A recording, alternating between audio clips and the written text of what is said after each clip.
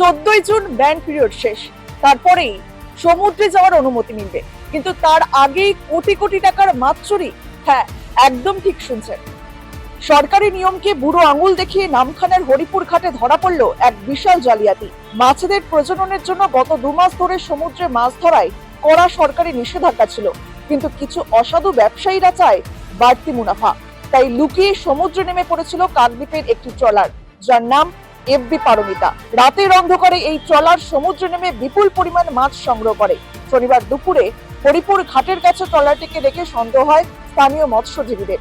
Cold storage খুলতেই চোখ কপালে, ভেতরে থরে থরে সাজানো পুরো 11,000 কেজি সামুদ্রিক মাছ। খবর পেয়ে নামখানা থানার পুলিশ ও মেরিন অফিসাররা এসে এফবি পারমিতা ট্রলারটিকে বাজেয়াপ্ত করে, আর উদ্ধার হওয়া বিপুল মাছ নষ্ট না করে সঙ্গে সঙ্গেই সরকারিভাবে নিলাম করা হয়। বিশ্বস্ত সূত্রে জানতে পারি যে একটা ট্রলার এফবি পারমিতা 3 ফিশিংয়ে বেরিয়েছিল, তো তাতে কিছু মাছ আছে। যেহেতু এটা ব্যান পিরিয়ড চলছে, আগামী 14 তারিখ মানে কালকে অবধি ব্যান পিরিয়ড আছে, আমরা বোটটাকে ট্রেস করি এবং বোটটাকে হাতে নাতে রেড হ্যান্ডে ধরি। হাতে মোটামুটি দেখা যায় প্রায় 44 ক্যারেট মাছ ছিল, তো আমরা সেটাকে সিজ করি। বেশ কয়েক বছর ধরে চলছে সামুদ্রিক মাছ ধরার অসাধু চক্র। বিগত সরকার এই বিষয়ে কোনো রকম পদক্ষেপ নেয়নি। বর্তমান সরকার কি করে এখন সেটাই দেখার। আপনারাও জানান কমেন্ট বক্সে এবং দেখতে থাকুন রাষ্ট্র।